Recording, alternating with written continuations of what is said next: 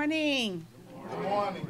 Welcome to the kickoff of MOKAN's Construction Pre-Apprenticeship Training Program. Today's event is symbolic of the first inning in the start of the game, and that this is the first pitch of a new career opportunity for many of our pre-apprentices. The St. Louis construction industry for many years has reflected an underutilization of African Americans and females. Today, this industry in 2015 is reflective of only 8% minorities and 2% females. MOKAN's goals are to assist the industry with the number of qualified African Americans and females. It has been said by many in this industry that they have not been able to find them. Where are the qualified, ready, willing, and able minorities and females? Today we say to the industry that help is on the way. We say that MOKAN's pre-apprenticeship program will focus on exposing students to the prerequisites of construction. On first base is about being on time. And being on time for us is being at work before time. Second base, being physically fit. The physical aptitude to ensure that 8 hours of work equals 8 hours of pay. Third base, the mental aptitude. Their mental aptitude determines their altitude, how high they will rise in this industry. They will be OSHA certified. They will be first aid and CPR certified. And guess what? They'll all be able to pass the drug test. And to bat up, or we call it the pinch hitter, to bring our students home, Electro Credit and Savings Union will provide auto loans to graduates who secure letters of intent for employment to bring them home for the score. We are excited today. We are grateful to our industry partner. We are grateful to them for the sponsorship of MOKAN's Pre-Apprentice First Class. Mr. Stan Moakley, President of Electro Savings and Credit Union. We had an opportunity a little less than 2 months ago to meet with Stan. And we had a very frank and open discussion about the challenges for many people within the St. Louis area in entering into the trades. We talked to him in less than 1 week. Stan responded. He responded to the need, not only in words, but with action. So we are grateful today to Electro Savings and Credit Union's president, Mr. Stan Moakley, and we would like to welcome him to the microphone to talk to you a little bit more about this great opportunity, their bank, and their partnership with MOKAN. Please welcome Mr. Stan Moakley.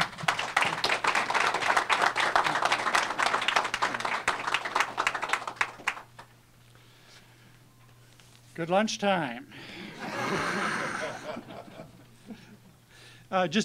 Before I start, I just have a couple quick words. I'd like to introduce the chairman of our board of Electro Savings Credit Union, Mike Knott. And one of our board members, Will Cooper.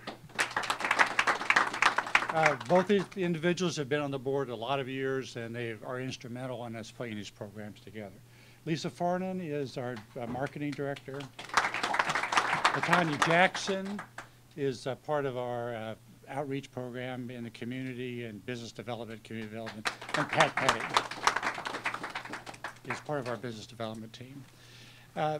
My comments are just really quick. It's about life events, and that's where we decided to focus our attentions on what we're doing.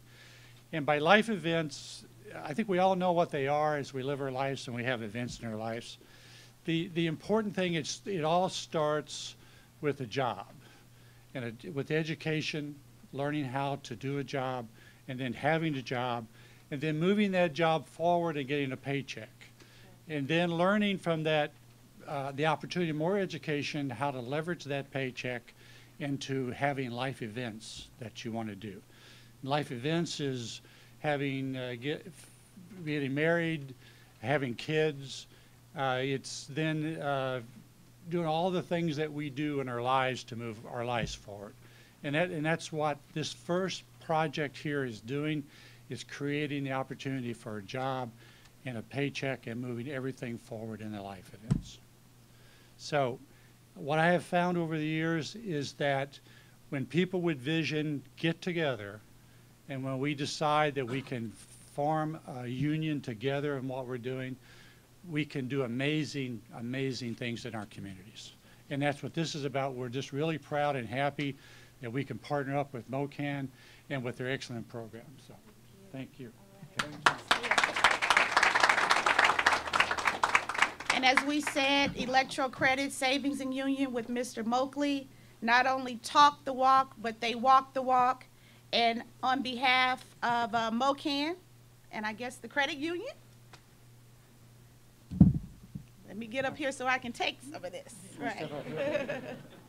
A $50,000 contribution.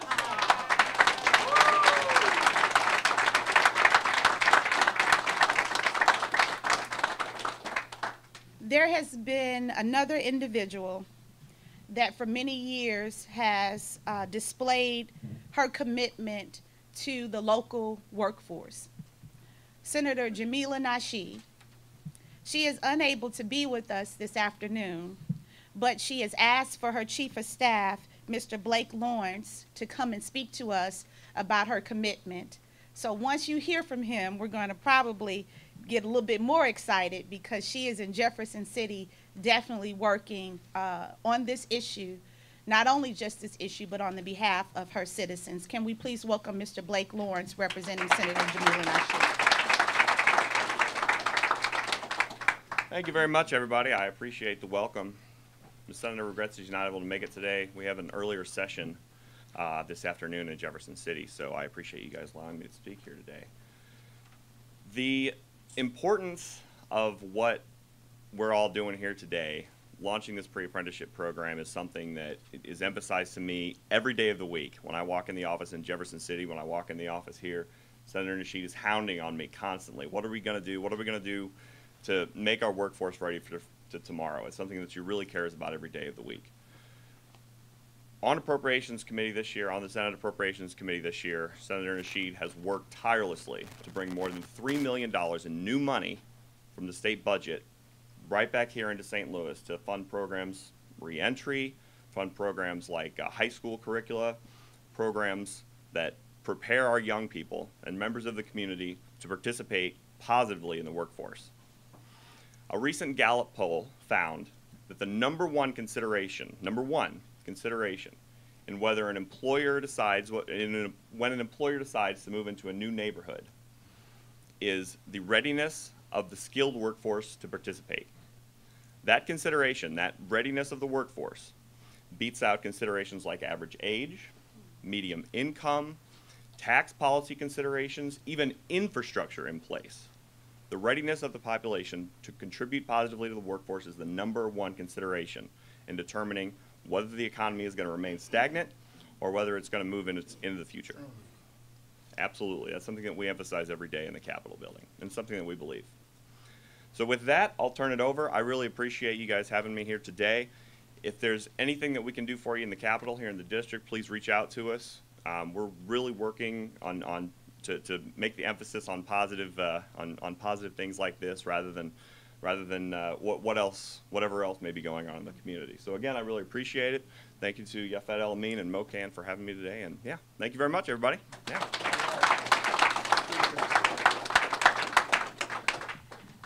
Thank you, Blake. As Blake indicated, Senator Nasheed's efforts to bring more than $3 million back to the St. Louis community. I also would like to say that a piece of that, I think $250,000 of that appropriations will go toward pre-apprenticeship and construction training. So we wish her well.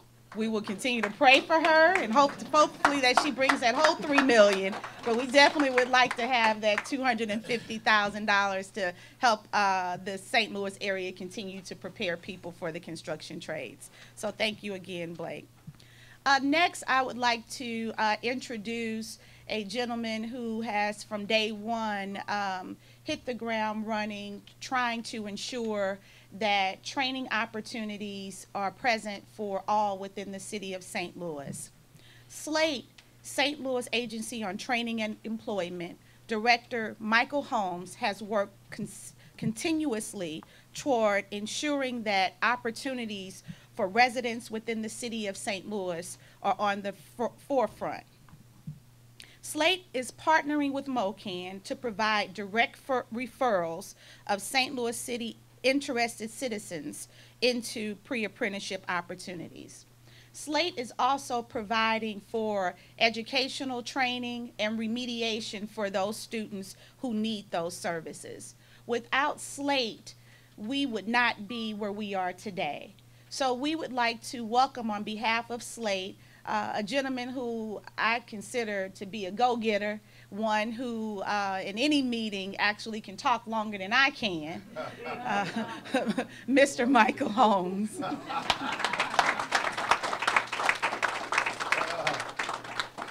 Thank you, Yafet, and it's really unusual, but I get the opportunity to come up before my boss, Mayor Slate, who, with his, I guess, wisdom, asked me 6 years ago to come to Slate, and I was like, no, Mayor, no, no, no, no. He was like, nope, nope, I want you to consider this and to come a part of my team, and so it has been truly a delight to work for Mayor Slate and to work for the city of St. Louis, because when I was interviewing, one thing he said is, we want Slate to be a premier organization to serve the residents, not only of the city, but of the region.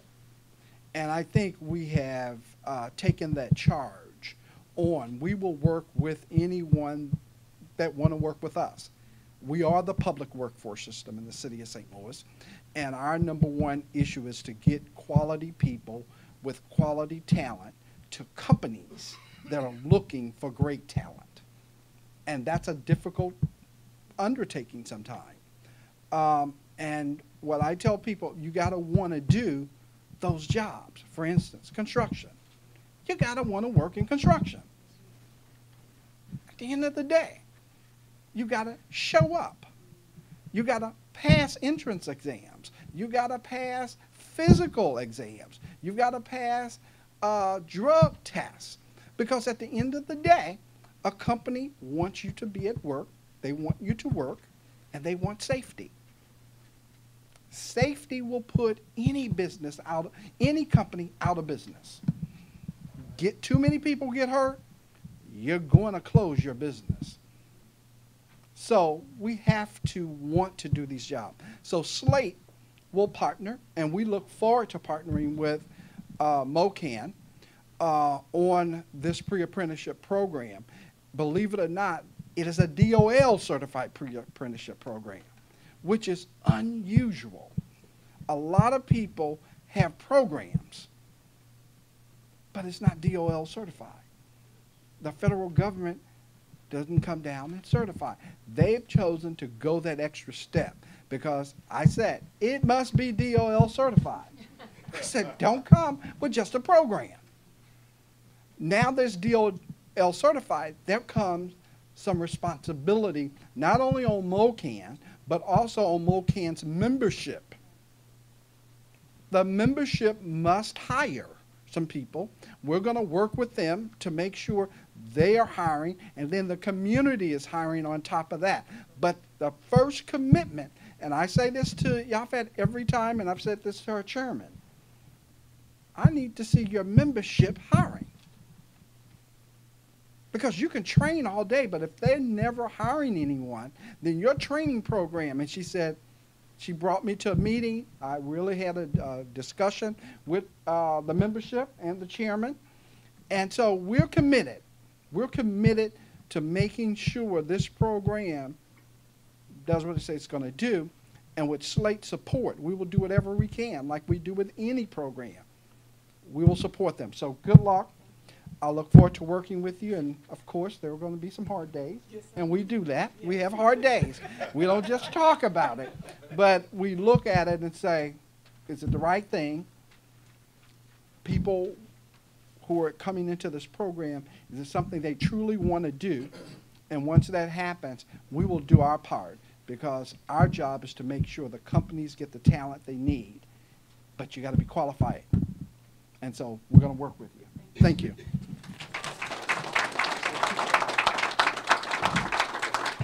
I told you he can out-talk me.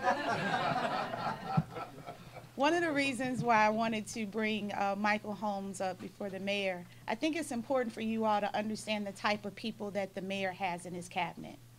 And when you heard Michael Holmes, he said the mayor asked for him to come, because the mayor is committed to ensuring that people who are passionate and committed are a part of his staff, because he understands the need for the entire city of St. Louis to be represented. I have the distinct honor of also tooting the mayor's horn a little bit, because every time he speaks, you never really hear him tooting his horn. But I will say that the mayor has done some things that have been historic for the city of St. Louis. The Executive Order 28, which was in effect for businesses back in 1989, that established goals for minority and female businesses, stood alone by itself until Mayor Slate saw fitting to also extend a hand down and talk a little bit and walk even further to ensure that businesses who do business with the city of St. Louis also have diversity in their workforce.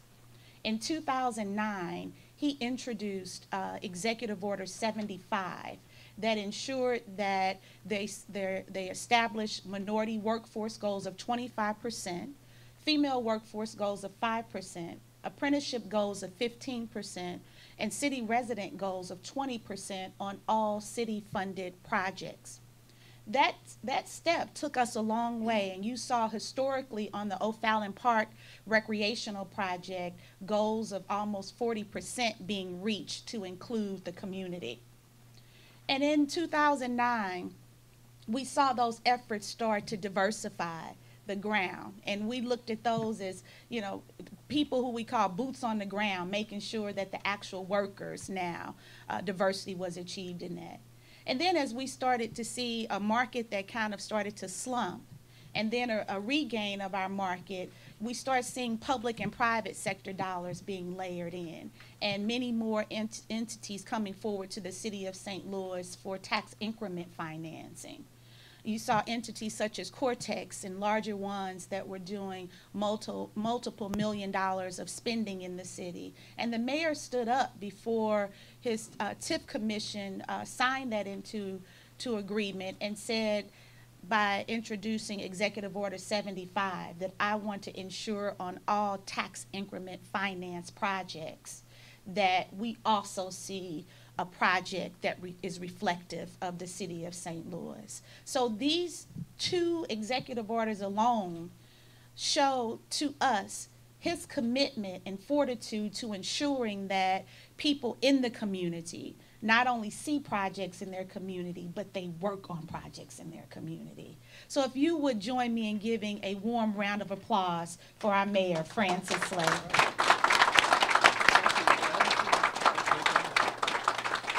Well, thank you, Yafet, and thank you for those kind words. Certainly appreciate all your leadership in MOKAN, what this organization is doing in St. Louis and has been doing for quite some time.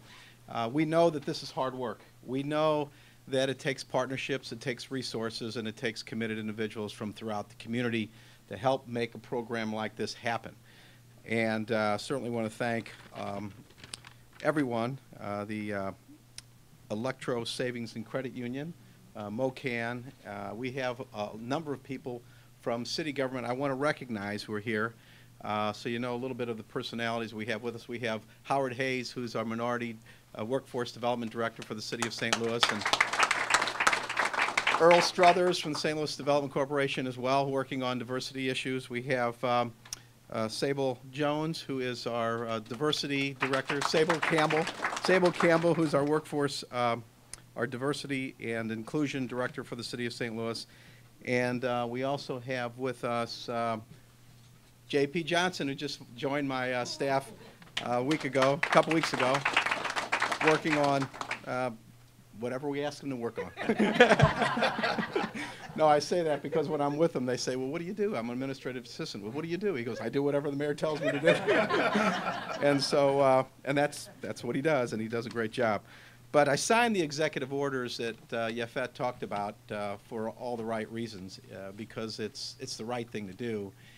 If we are going to have a strong community, if we are going to have strong neighborhoods, or if we're going to make sure that everyone has an opportunity, as many people as possible, has an opportunity at helping themselves and their families, this is what we have to do. We have to form these partnerships. We have to make sure we take advantage of available resources, and we have to take the extra step. And yes, it is very hard in many instances, but we got to make sure that there are more and more opportunities for good-paying jobs, for a diverse population of people wanting to do more and better for themselves and their families. The more we can support our local residents and offer opportunities for a better future, the more we will grow and prosper together. You know, one thing that I talk about a lot is that we are it's a regional workforce, it's a regional economy, and we have a regional image.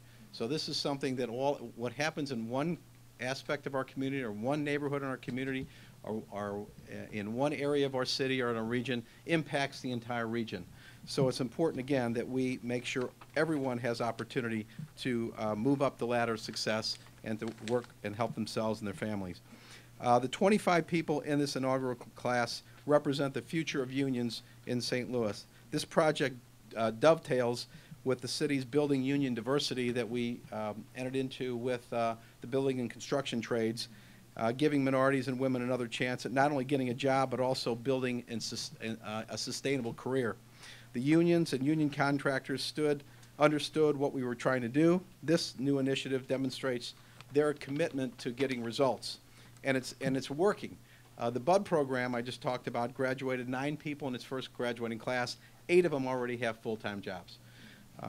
We want to expand that with the building of a new national geospatial agency in terms of the amount of jobs that are available. We know that we're looking at potentially a new football stadium. I mean, that's something that is not only going to hopefully, keep a football team here, but put a whole heck of a lot of people to work and year in and year out support a whole lot of jobs in our community, whether it's hotels, restaurants, and a lot of other organizations that employ people throughout the region. And we want to make sure that workforce is as diverse as the community that we live in.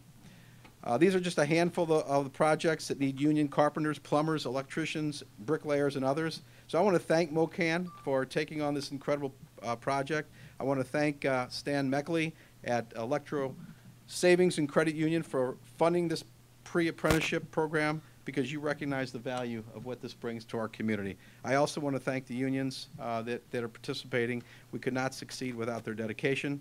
And to the students, those that are participating in this program, thank you so much for taking the initiative to take advantage of this opportunity to help yourself to improve opportunities for you and your families in the future. This is a great thing. Thank you, Yvette.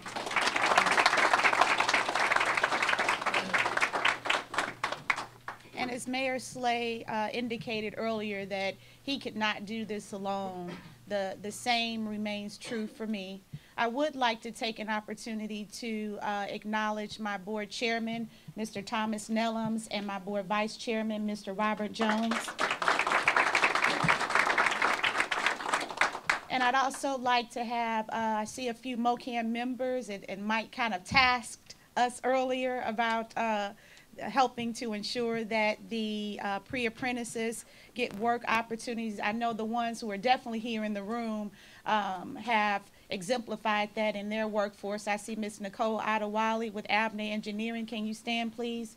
Mr. Malcolm Thompson with T&T, Mr. Labib Raji. These are just some of our members who, with their own efforts, try to ensure diversity within their companies and their workforce. So we definitely want to ensure that they, as well as businesses, construction businesses in the larger community, the unions, that we are all able to work together toward our goal of bettering the city of St. Louis and ensuring that our local workforce has an opportunity to participate. I get real excited, Mayor Slate, when we start talking about those big projects like that, right? Yeah, I can see that happening, and I hope that that happens. I would like to briefly have another gentleman come up that without him, our apprenticeship program would not be in existence. Dr. Donald Reese came to us about a year or so ago, retired from the Department of Labor, and as soon as he retired, we scooped him up. It is not often that we are able to work with people who have worked inside of the government in various capacities. They understand it from the inside, and he said, hey, you know, it's time for me now to come out and come into the community and take what I've learned and try to expand opportunities for others. So Dr. Don Reese assisted us in ensuring that we had the highest standards available for our apprenticeship program, and he hand walked us through the process of securing our Department of Labor Bureau of Training certification for MOKAN's apprenticeship program. Dr. Don Reese, please. Well, good morning, everyone. Good morning. Hey, students. Hey. What we're going to do? Coffee in the hand, donuts in the... All right, donuts in the belly, that's right. Be here at 6:30 every day. I was very happy. Mr. Mike Holmes contacted me about it February of last year, I guess. Talked to me a little bit about MOKAN and what he thought I should do. And I came over and met this wonderful young lady and these gentlemen here, and they accepted me, and I'm so blessed for that to happen. But we realized from the beginning there were a lot of barriers we had to overcome. I had worked for Department of Labor for 10 years, started out here in St. Louis as an apprenticeship training representative, went to South Dakota as state director, and ended up in Arkansas as state director down there. So I had worked in both union and non-union communities. I have a good background in working with sponsors in both those areas. And it was, it seemed like a logical thing for me to do was to step up and prepare a curriculum based upon the National Apprenticeship Act, which was the Fitzgerald Act passed in 1937, over 75 years old, with over 400,000 apprentices a year registered in the National Apprenticeship system, with about 3,800 sponsors nationwide who bring young men and women into their organization, pay them a good paycheck, teach them the knowledge and skills and abilities they need to work within that industry. Over 1,000 apprenticeable occupations are on the books right now at the federal level. So we're going to have a few of those here in St. Louis, and hopefully more as time goes by. But we wanted to put together a rigorous and relevant curriculum so that when these young men and women walk out the door at the end of that 8 weeks, they have all the qualifications necessary to go to an employer and say, I'm ready to go to work for you. And I'll be here at 6:30 in the morning with coffee in the hand and donuts in the belly. That's right. All right, so I'm very happy to have done what I've done for you, and we'll hope that we're going to have a good success with all of these programs.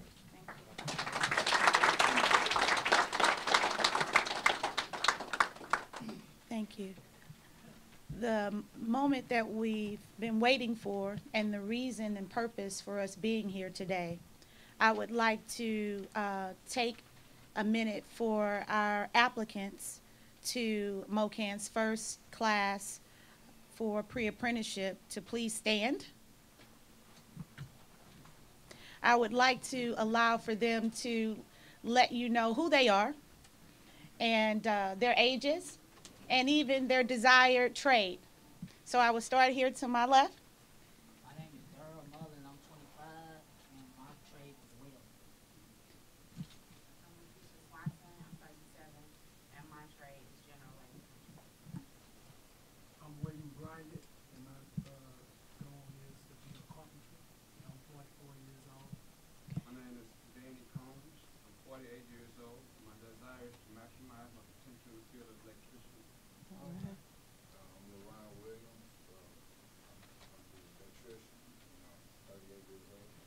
you.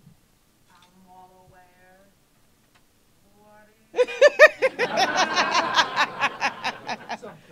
Okay, all right. And my field would be general labor. Okay. My name is Lorraine Hill, 34, and I'm trying to learn a little bit about the carpentry industry. All right. I'm Spencer Black, 22, I'm the trade bricklayer, general labor. All right. Trey. All right. My name is Eric Martin, Charging Tool, my trade is HVAC technician. Okay. My name is Bobby Fulton. I'm 58 and I am continuing my field of electronics and electrical. My name is Keith Armstrong, 54, and I trade electrician.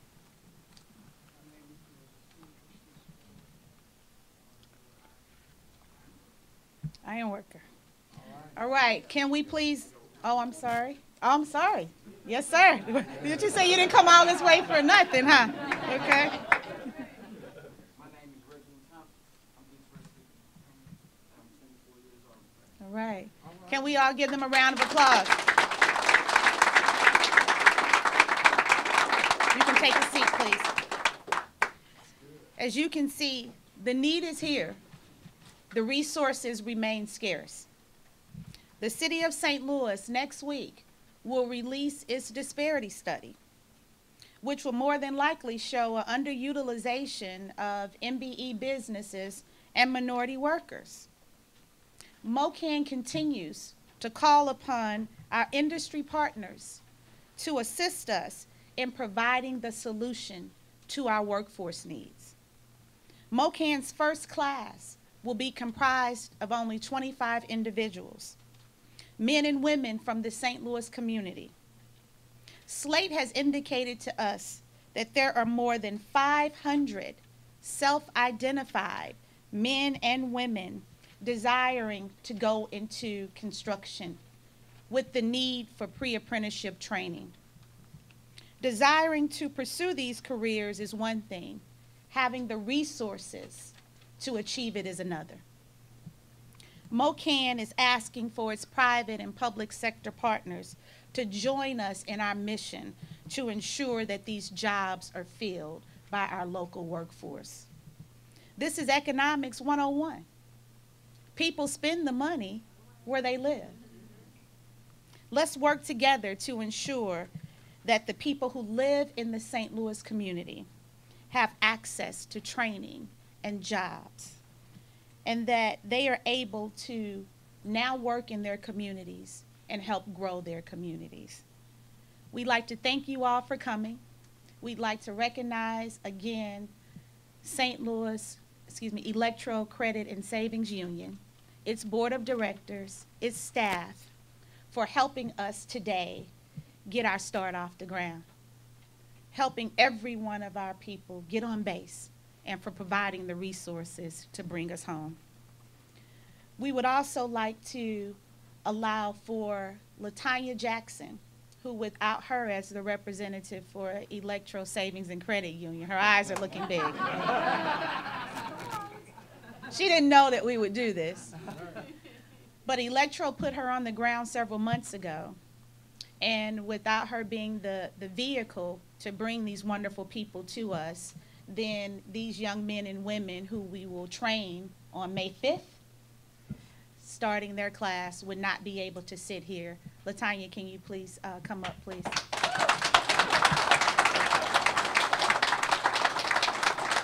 Say something, girl. Surprise. I think it's easy when you consider addressing the issues of poverty to say what you need. But when two entities come together that are stakeholders in the community to address those things and do the things that they do well, I think that's the biggest part in what's going on today. So like Yafet said, this is just the first inning. I'm waiting for the 9th when they graduate, and we've graduated the 500 that Slate has to offer and have put them to work. Thank you.